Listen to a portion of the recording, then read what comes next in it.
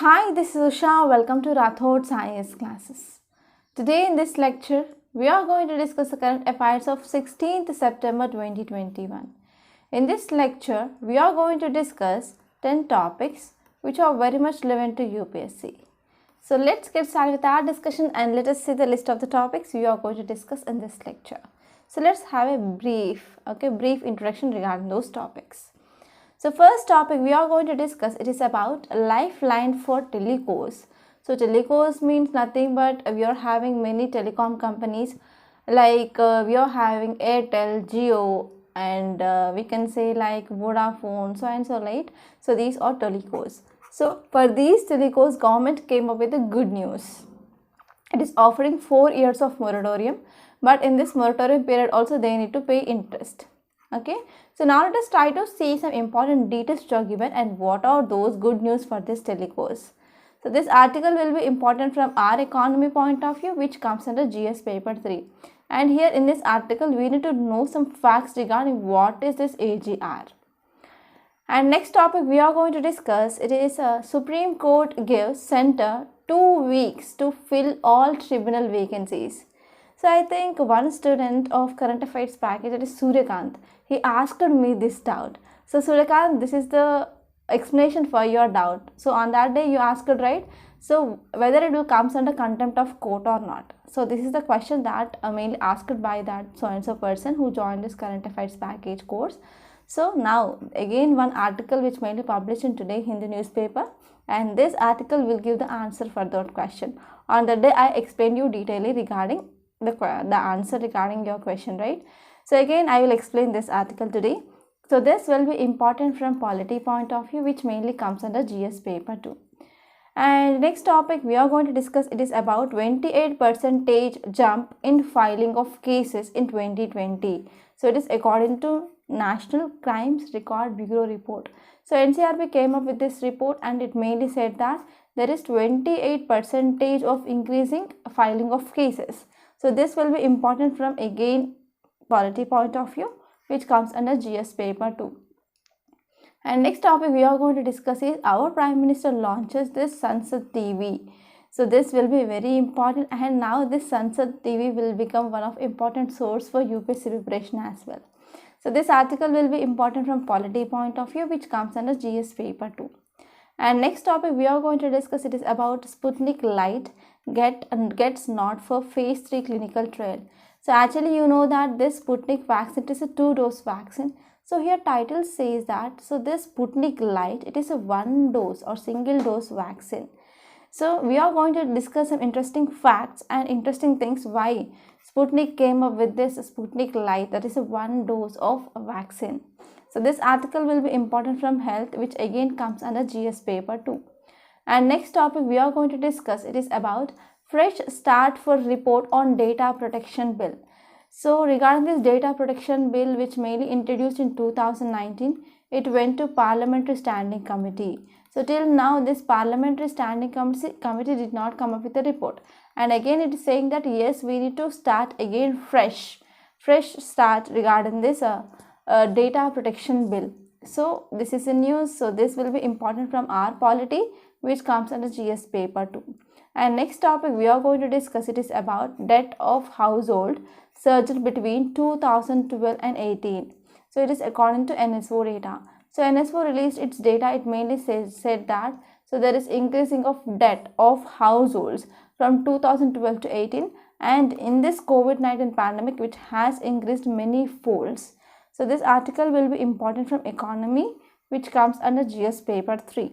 And next topic, it is about US, UK, Australia form new partnership. So it is a trilateral partnership between US, UK and Australia. So we are going to discuss that. And next one is NEP and future schools.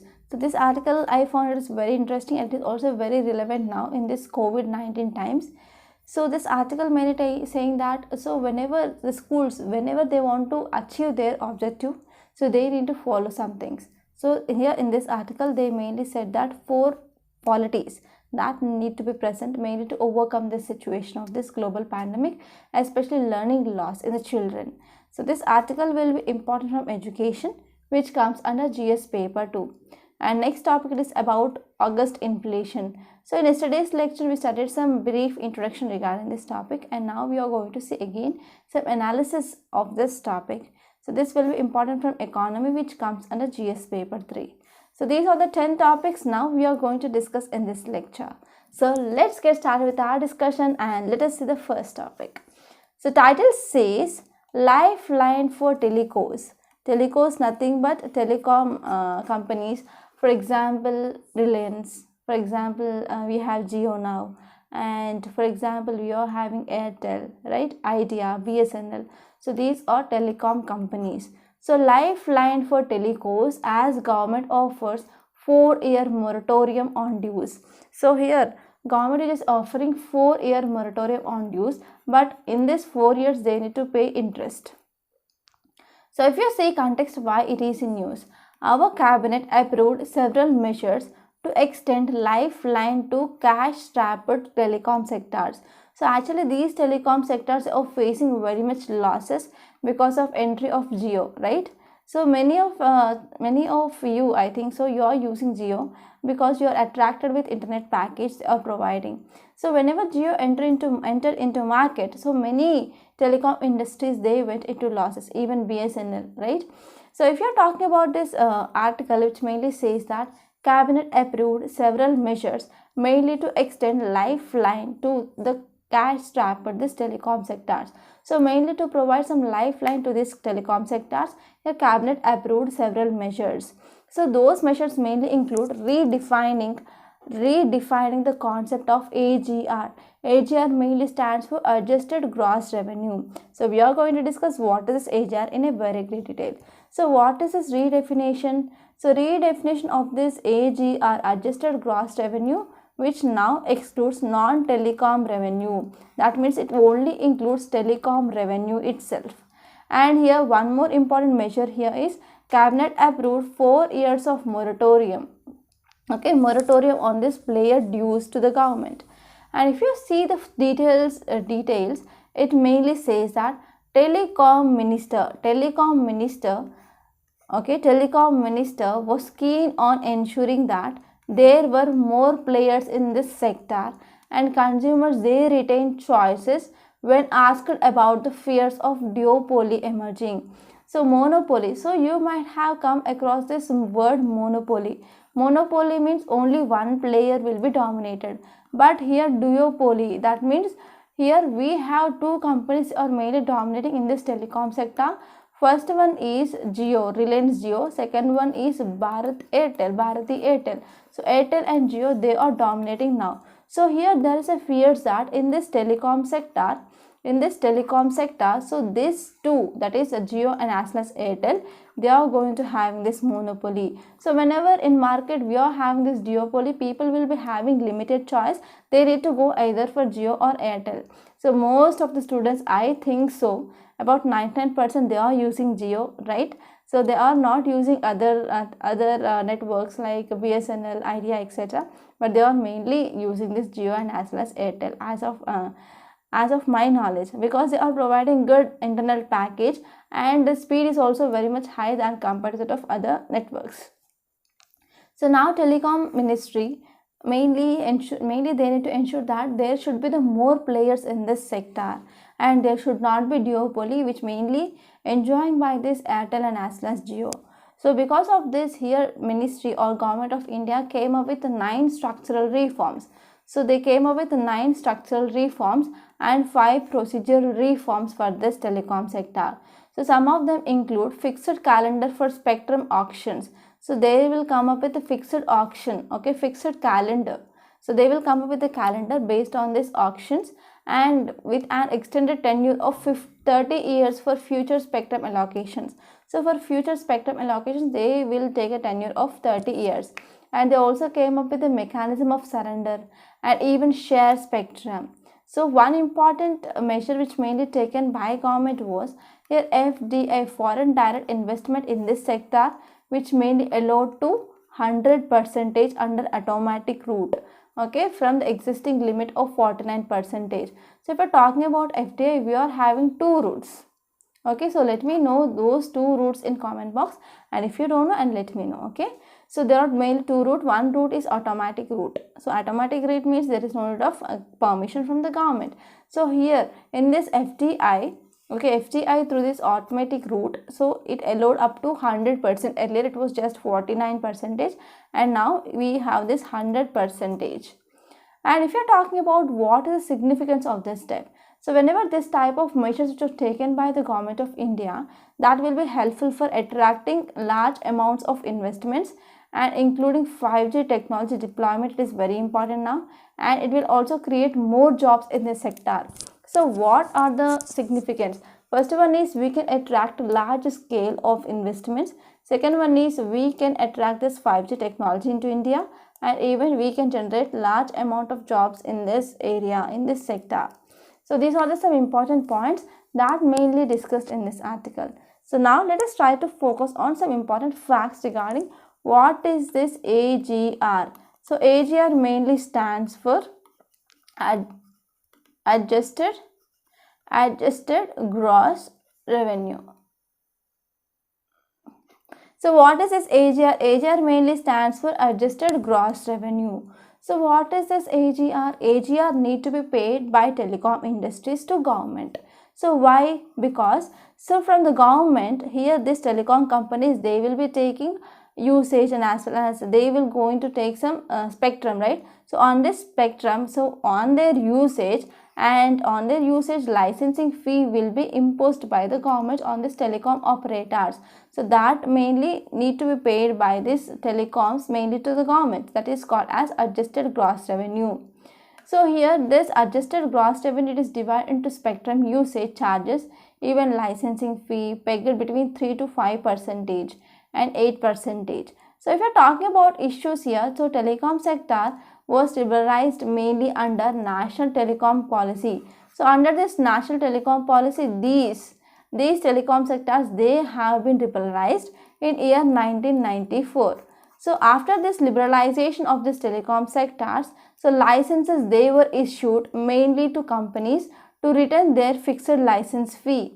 So earlier it was not fixed license fee, but after this nationalization or after this liberalization of this National Telecom Policy in 1994, so companies, they need to return fixed license fee to this government. So however, to provide relief to the steep fixed license fee, government even in 1999 gave an option to licensees to migrate the revenue sharing fee model. So they also came with the revenue sharing fee model. So under this, mobile of telephone operators, they are required to share of their percentage of this AGR with the government as annual fee and as well as spectrum usage charges. So based on this spectrum usage charges and as well as annual license fee, so these telecom operators, they need to pay this AGR to the government. So what is the issue regarding this AGR? So now this AGR mainly includes all revenues which are generated by telecom and as well as non-telecom services. So this is one cause of concern, and now there is a change of definition. We have to only pay revenues from this telecom but not non-telecom services. So this is gist of this topic. And now let us move on to next topic. Title says Supreme Court gives Centre 2 weeks to fill all tribunal vacancies. So this article mainly focusing on this tribunals. So already in our Lakshmikant polity series, we already discussed about these tribunals in a very great detail. So if you have not watched those lectures, please try to watch those lectures, then you will get some clarity regarding what are these tribunals. So in this way, we need to connect this current affairs with our static syllabus. Then only our preparation will be in a right way. So this article will be important regarding GS paper 2 under polity. So now let us try to see this topic in a very great detail. So if you see context, it mainly says that Supreme Court, our Supreme Court accused central government mainly for cherry picking names of appointments or to tribunals. Okay, so what happened in tribunals? There are increase in the pendency of cases, and as well as pendency in we are also seeing there is delay in filling of these vacancies in these tribunals. So because of this, Supreme Court mainly asked central government made it appoint the vacancies. I think last 10 days back we discussed about this topic.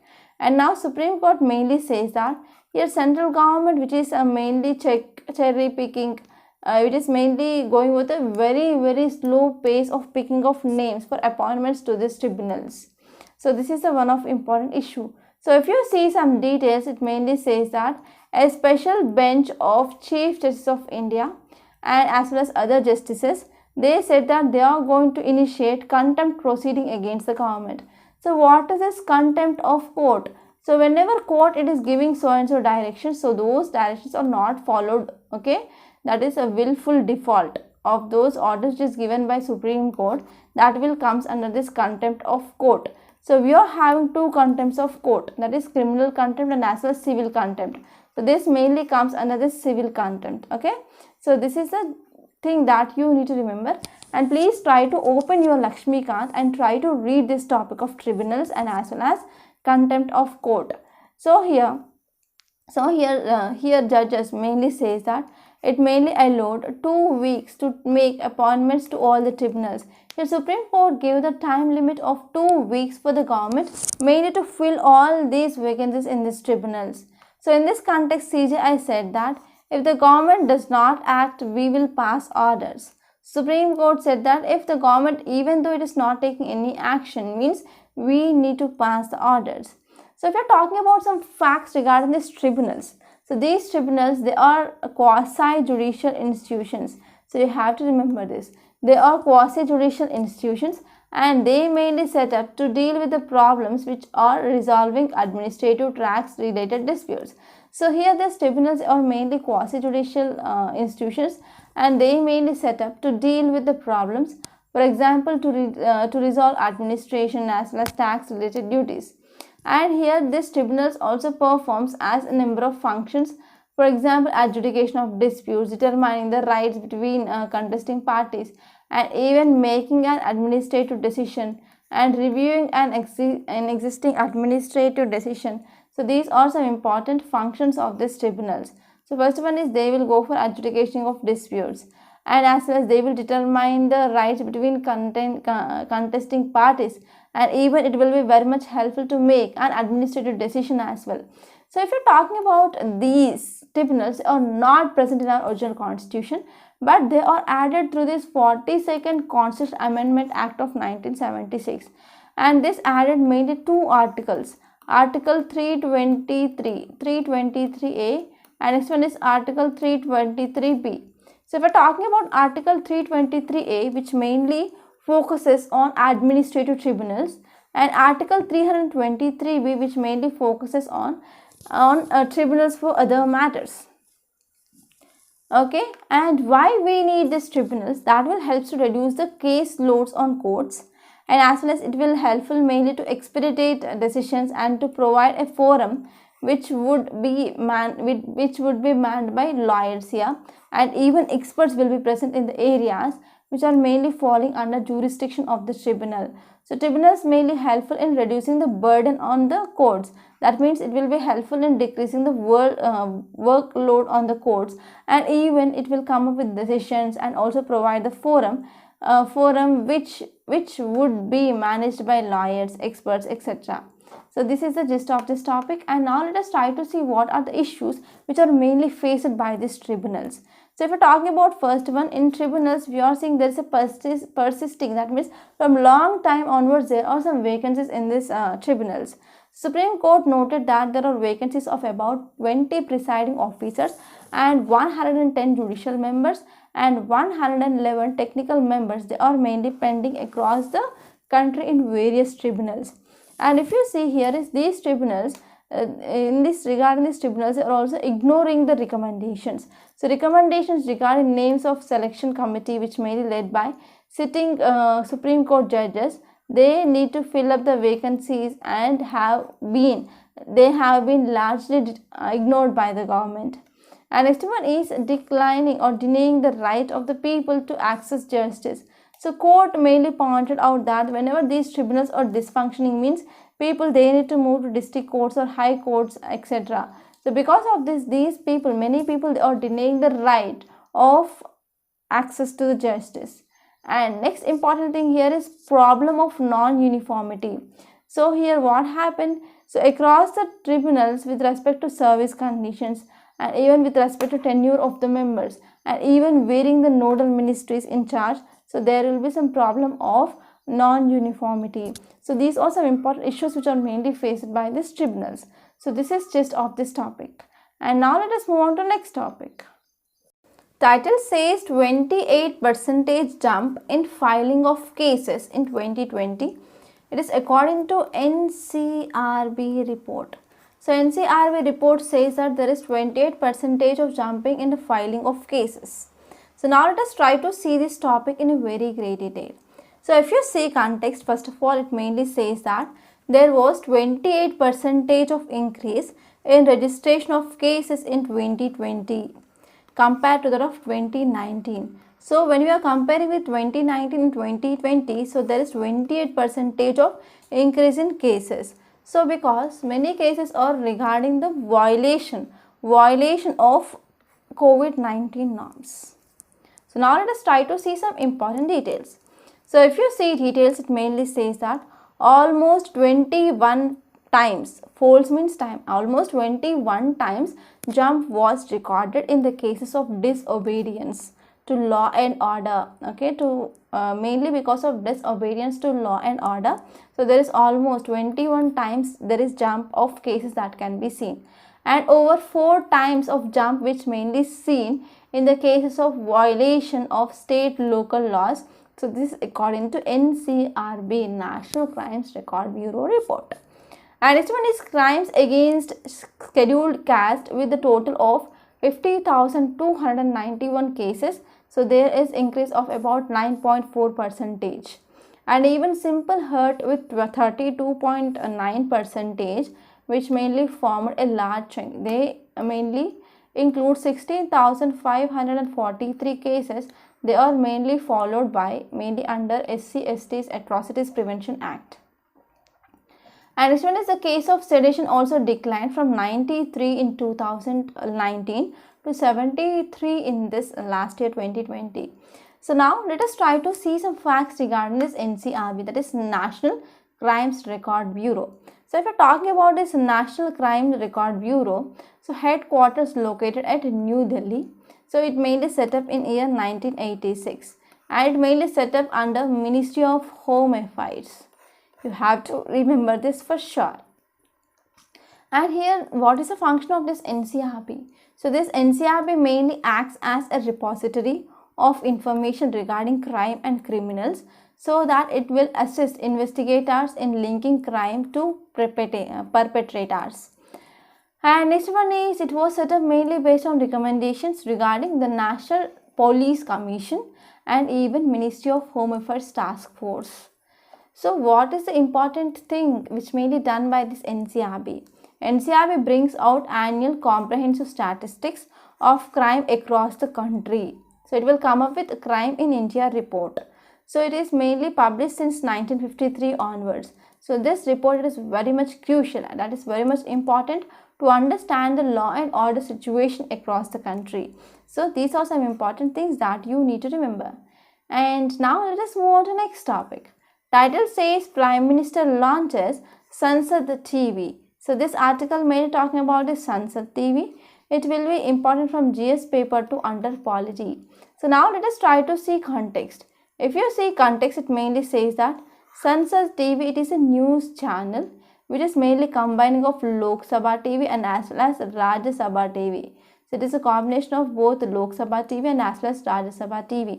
So if you see this launch of this Sansad TV, which mainly done on 15th September, and this 15th September which mainly coincides International Day of Democracy. So you need to know some facts regarding what is this International Day of Democracy. So if you're talking about which are the programs published in this Sansad TV. So here this Sansad TV programming divided into 4 important categories. So first one is they will mainly forecast, or they will mainly publish the videos regarding this parliament as well as democratic institutions. And next one is they will also focus on governance and implementation of schemes and policies. Even they will focus on history and culture of India. And next one is issues, interests and concerns of contemporary nature. So if you see these all things which are very much relevant to UPSC, so I will recommend you to watch this Sunset TV rather than this Rajya Sabha TV, because here this TV mainly it is a combination of both Lok Sabha and as well as Rajya Sabha TV, right? So now let us move on to next thing. What is a Sunset TV? So let us try to see some facts regarding this Sunset TV. So this Sunset TV, it is an Indian government television service, and here this Sunset TV mainly broadcast programs of two houses of parliament and other public affairs programming. So regarding this House of Parliament and as well as other public affairs programming, so this Sunset TV mainly broadcast some programs. So it was formed on March 2021 by merging two existing house channels, that is Lok Sabha TV and as well as Rajya Sabha TV. And provisionally the channel will compare of about 35 themes of this program, and that will be aired, and as well as programs will be similar in two English and Hindi languages. So here in this channel, which mainly comprise of about 35 themes or programs, and here these programs are mainly bilingual, that we can see in English and as well as Hindi languages. And next one is International Day of Democracy. So this will be important. This might be important from your prelims. So if we talk about International Day of Democracy, United Nations General Assembly, that is UNGA, which mainly resolved to observe this September 15th as International Day of Democracy in 2007. So in 2007 itself, UNGA, United Nations General Assembly, has resolved to observe this September 15th as International Day of Democracy. And this day mainly observed with the objective of mainly promoting and even upholding the principles of democracy. And let me know what is the meaning of democracy in comment box. Don't forget about this. And now let us move on to next topic. Title says Sputnik Light get nods for phase 3 clinical trials. So this article mainly talking about COVID-19 vaccine, that is Sputnik Light. So this article will be important regarding health and even science and technology. So now let us try to see the context first. So if you see the context, it mainly says that DCGI, that is Drug Controller General of India, has recommended that a single dose version of this Sputnik 5 vaccine, that is Sputnik Light. So now this Sputnik 5 vaccine, that is a single dose vaccine now. So name of this single dose vaccine is Sputnik Light. So for this Sputnik Light, here DCGI, Drug Controller General of India, which mainly gave permission to conduct a phase 3 clinical trials in India. So if you're talking about some important details, it mainly says that Hyderabad-based Dr. Reddy's labs or Dr. Reddy's laboratories. So you might have been heard regarding this Dr. Reddy's, right? So if you are using any tablet strip, so at that tablet strip you will be getting, so which was the company which mainly manufactured that. So we are having Novatex, we are having Reddy's, etc. So this company, that is Dr. Reddy's laboratory, which got license to manufacture this vaccine. And actually this Reddy's laboratory, which already presented safety, immunogenicity and effectivity or efficacy data of the Sputnik Light phase 3 clinical trial, which conducted in Russia. But here we need to conduct clinical trial again in India, whether it is working effectively or not here. So this is the thing. After this, here Reddy's laboratory, which is going to manufacture this Sputnik Light as well. So here the study group, the expert committee, the subject expert committee of this DCGI permitted the trial with the condition that vaccine efficacy also should be evaluated on 42nd and as well as 98th and as well as 180 day. So if you see some facts regarding this Sputnik Light, so this Sputnik Light, it is the first dose of original 2-dose composition of this Sputnik.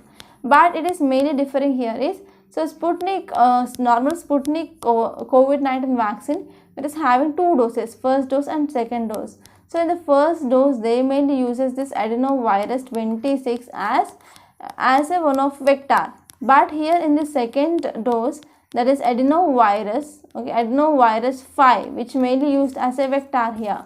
So because of this, here what happened here, Sputnik, which is given in 2 doses. Now why we are going for this single dose of this Sputnik? Because as we know that Sputnik, it is other countries' vaccine, not India's. So we are mainly importing that vaccine from other countries. So when we are importing, the cost will be increased, right? So whenever the cost is increasing, whenever we need to take this 2 doses, means it will be very much heavily burden on the people. So because of this, whenever we are having this type of single dose of this Sputnik, so which will be very much efficient for government and as well as people. So that is the thing. Mainly to make this price of this Sputnik 5 competent in market, so this decision mainly taken. So now let us move on to next topic. Title says fresh start for report on data protection bill. So this article mainly talking about this data protection bill. So this will be important regarding GS paper 2 under polity. So now let us try to see this topic in a very great detail. First, let us try to see context. So what happened nearly 21 months, approximately I can say it is like 2 years, that is 3 months. So if you are subtracting 3 months from 2 years, so we will be having 21 months. So nearly 21 months after this personal data protection bill referred to joint parliamentary committee. So sources mainly said that they are going to work on this report, okay, with a fresh study or with a fresh start here. So this is the thing which mainly says that there might be delay regarding this personal protection bill. So now let us try to see some important details.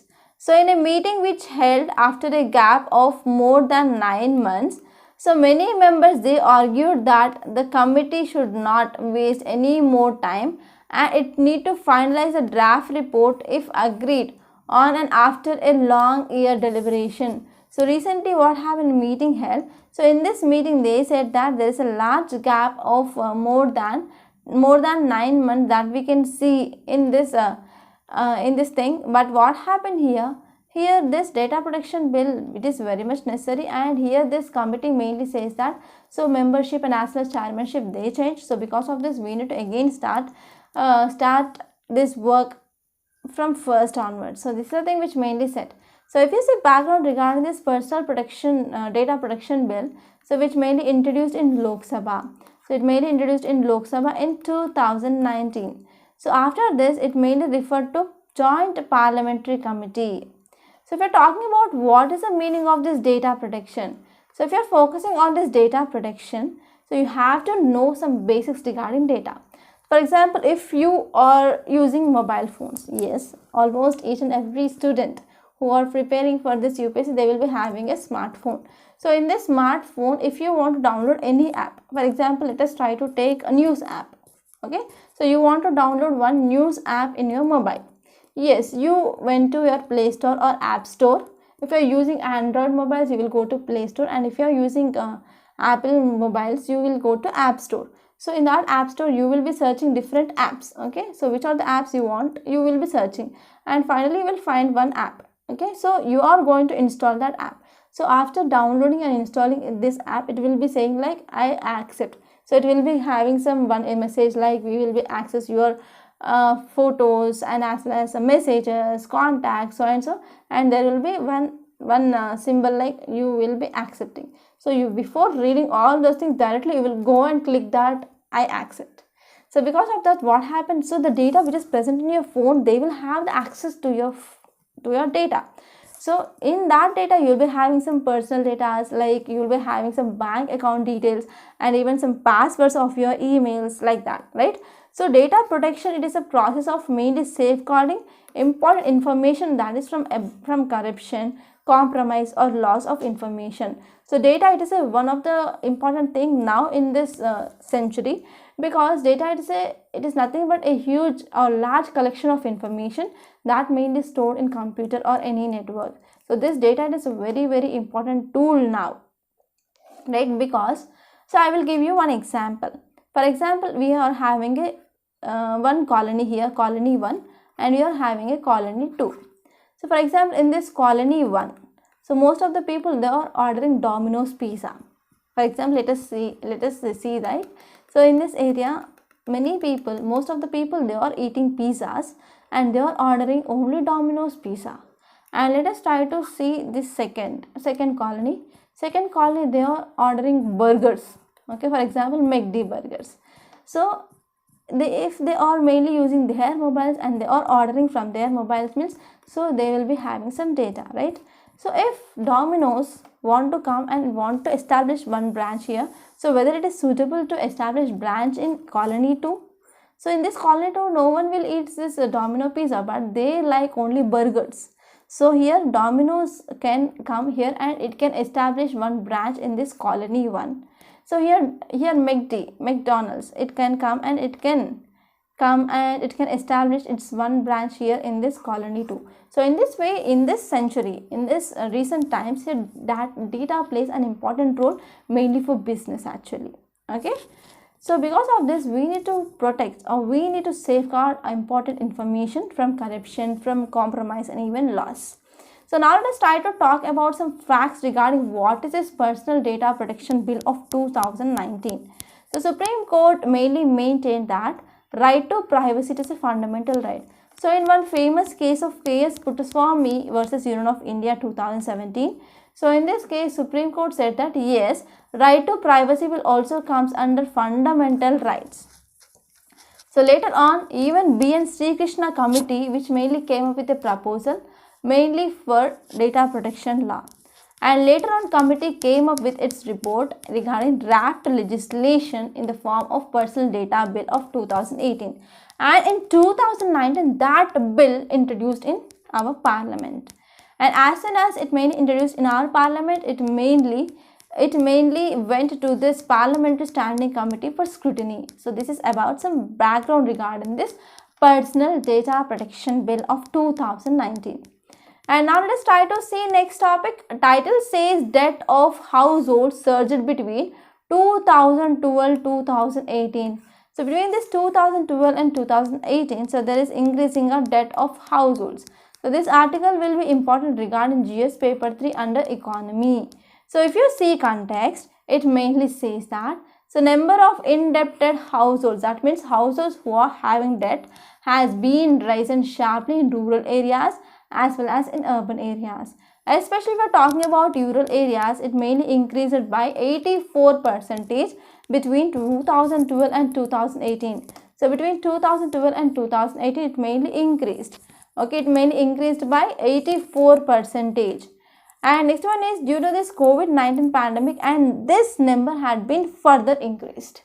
Okay, and if you see some details, it mainly says that so rural households average debt mainly grew from rupees 33,522 in 2012 and it increased to 59,000, approximately 59,800 rupees, okay, by June 2018. So it is according to Annual India Debt and Investment Survey. So this survey conducted by National Statistical Office, that is NSO. You have to remember this fact. And next one is urban households. So regarding this urban households also, there is increase in debt by 42% in this same time period.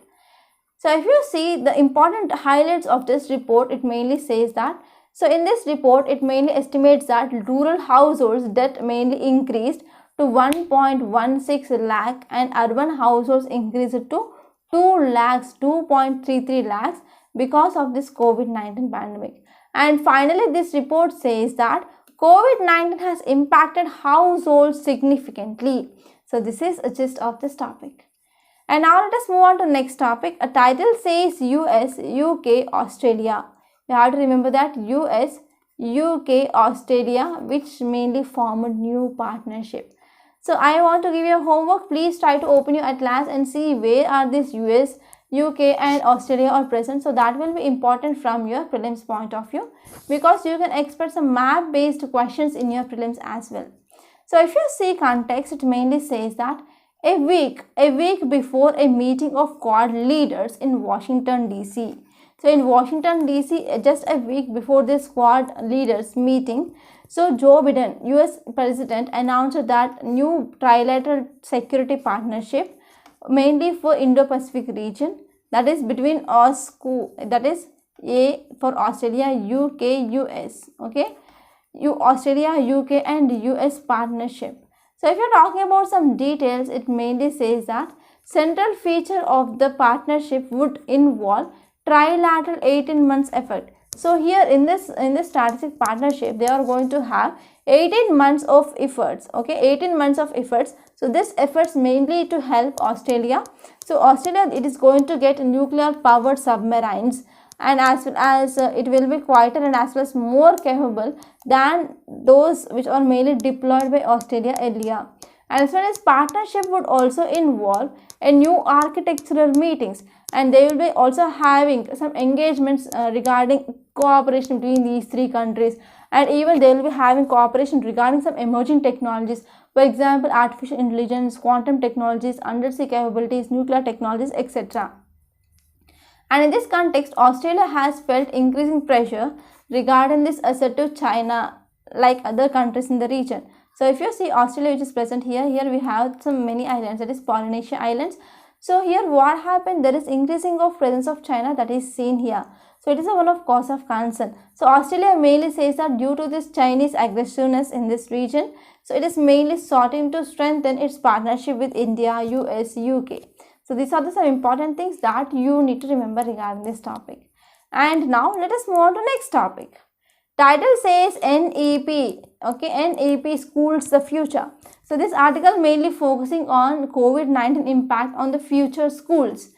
So if you see central theme, it mainly says that COVID-19 brought the online model sooner than we imagined. So it is mainly says that yes, now schools in India, they adopted for not all but some extent, they went for online mode. Okay, so if you see the background regarding this article, which mainly says that due to this COVID-19 pandemic, since March 2020 onwards, schools have been shut down, but some schools, they are going mainly towards this online education, online teaching.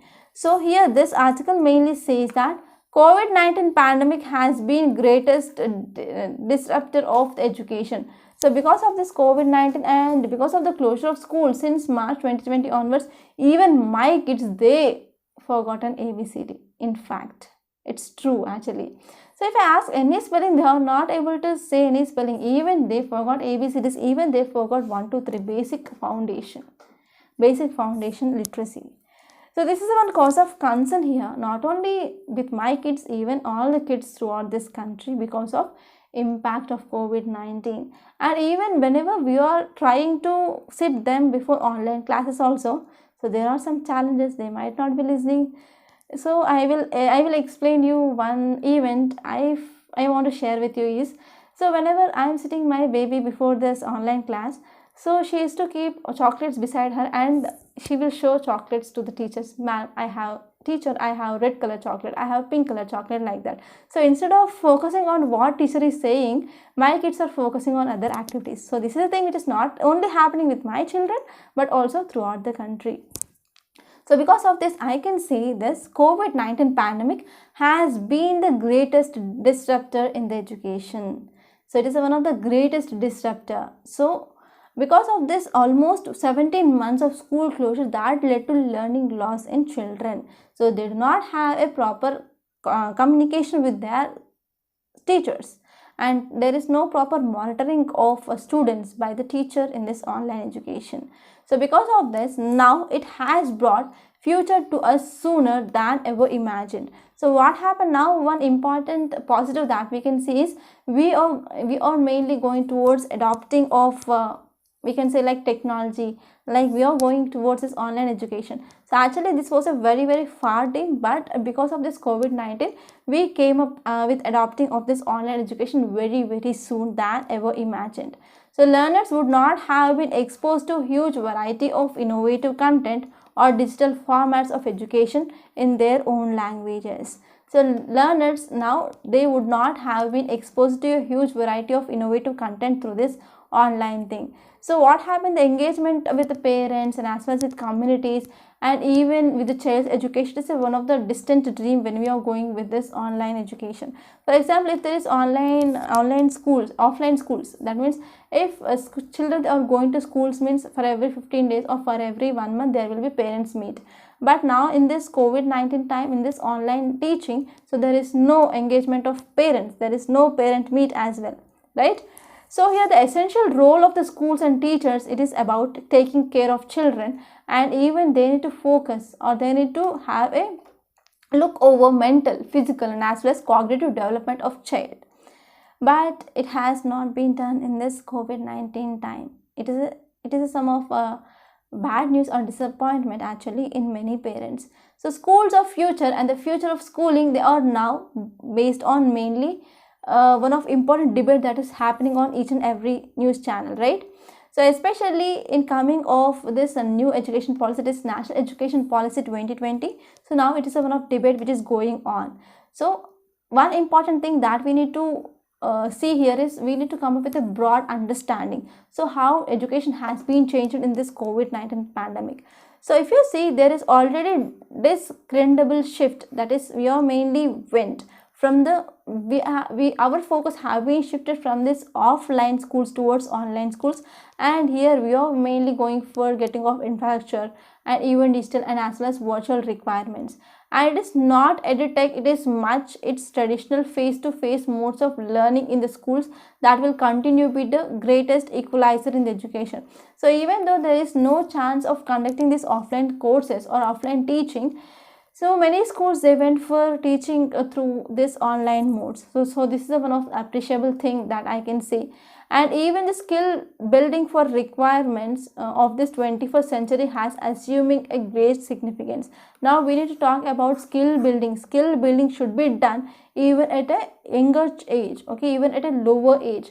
And there is accelerated and even differentiated instrumental interventions that will be required to overcome and reverse the impact of this pandemic. So mainly to reverse this impact of this pandemic on children, when we want to, again, we need to provide some skills and we need to provide some bridge courses for the children. So for this, we need to take some interventions. Interventions are very, very important, mainly to overcome and to reverse the impact of this pandemic on children's education. And here, it is likely that there will be more pressure on government school system to expand its intake as well. So here this article says that whenever we want to achieve our objectives regarding education, so there are 4 qualities. So these 4 qualities, they will define the schools of future. Either it may be public or even it is a private. So here these 4 qualities, they will define the schools of the future. So mainly for the schools to emerge as strong and inclusive and professional education system, so it is very much essential to imagine that what schools of future they will be like. So they are mainly based on this 4 qualities. So first one is schools, they will encourage extended networks rather than remain in closed classroom communities. For example, if in schools, whenever they are mainly explaining about any experiment regarding air has weight, okay, regarding for example osmosis, diffusion, so and so, and even whenever there is any chapter regarding hand looms or power looms, so what happened, we need to take those children outside of their classrooms. So education should not be just in a closed communities. We need to take children outside such that we can help them to acquire more knowledge. Okay, so first one is we need to take the children outside of their classrooms, and we need to explain the topics regarding topic circles, eco clubs, and as well as visit to neighborhood, and we need to take them to even museums. So museums are one of the important repositories of our past, right? So here in the museums we are having number of great things that mainly stored, that mainly preserved, such that we can incorporate what is the art, what is the culture which is present in our past years with the children. And even we need to take them to scientific laboratories, mainly to demonstrate what is happening, okay, such that here what happened, whenever we are showing practically, then the children, they can incorporate whatever the thing they studied in their real life. That will be very much effective.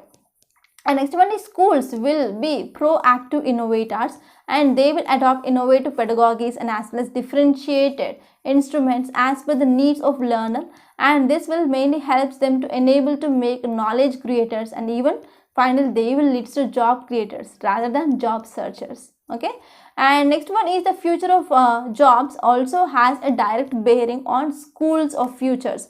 So because whenever the children are going to school and they are mugging up whatever the teachers are saying and writing exams, what is the use, right? So whatever the thing they are studying in their schools, they need to they need to implement in their real life. Then only there will be some meaning for the things they studied in the schools, right?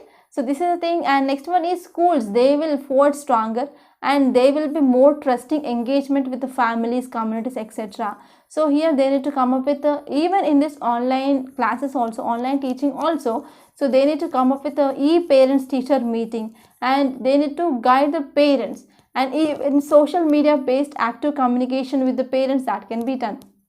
So in this, based on these 4 things, here future of schools mainly depends.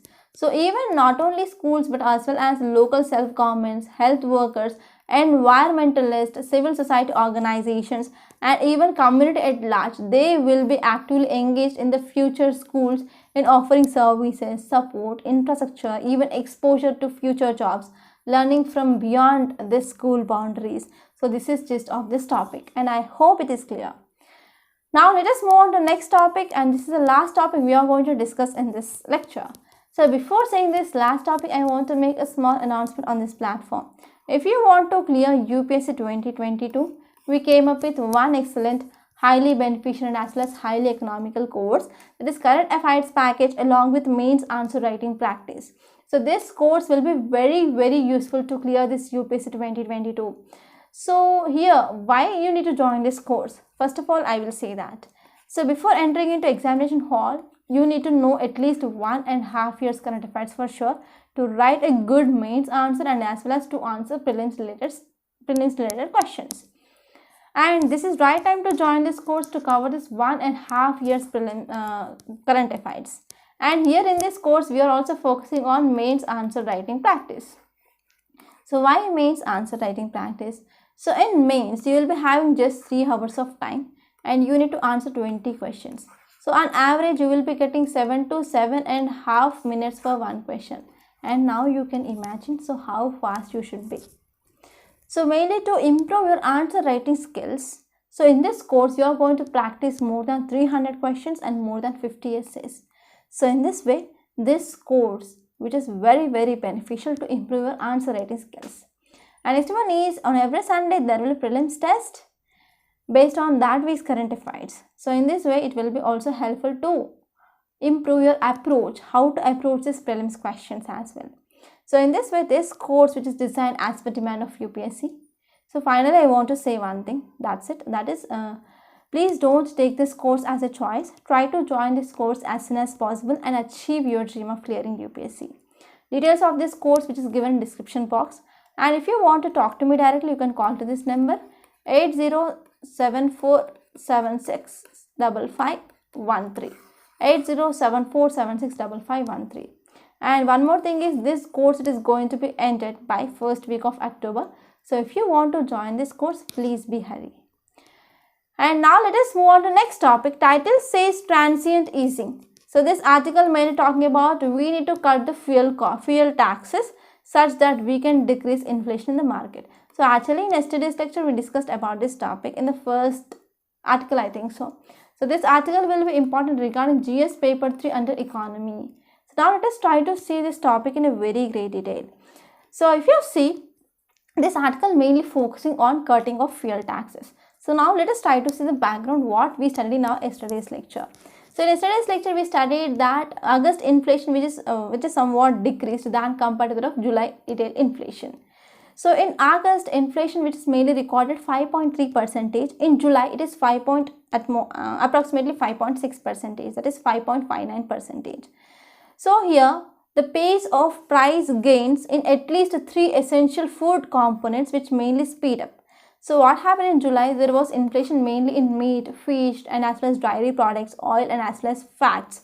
So because of that, in July there was high inflation than compared to that of August. So even edible oils have been on tear for months now. So August print was 33% after July's 32.5%. So what happened in this prices of this edible oil, if you are going to market and if you see the price of this edible oils, which has been high actually. So if you're talking about reasons, okay, why there is decreasing of inflation in the month of August, here is, So earlier round of cuts in import duties, so we came up with the decreasing of import duties, and even there is having some little impact on cooling, that is decreasing of their prices. And even what happened, government also came up with the decreasing of prices not only of these oils, but even there is some deflation, that is decreasing of inflation, that is seen regarding these vegetable prices. Okay, so because of this vegetable prices that has been decreased, that led to overall easing of food and beverages inflation in the last month. Okay, it is last month. And if you see the cause of concerns here, so inflation in two other vital protein sources, that is eggs and as well as pulses, we can see now. And even regarding this transport and communication, so fuels of this petrol and diesel, which has been, so in this petrol and diesel, the inflation that is seen, that is 10.2%. So in some areas, petrol price which has been high, that is more than 107 rupees per liter of petrol. Okay, and even not only this, but also WPI wholesale price index also shows there is higher transportation cost. So because of this higher transportation cost, now there is increase in inflation regarding even in this manufactured products as well. So these are some cause of concern. And what is the way forward? So way forward here is we need to go for cutting of this fuel taxes. So fuel taxes, whenever we are cutting down, then this will be helpful mainly to address a major component of price pressures. Okay, major component of price pressures. We can decrease these prices in the market. Okay, so this is the gist of this topic, and I hope it is clear. And one more thing is, for the PDF of this lecture, please join the Telegram channel. Link is given in description box. So by this we are concluding today. I hope you enjoyed this lecture. Please subscribe to my channel and don't forget to like, share and comment my videos. And don't forget to enroll to this current affairs package. Thank you.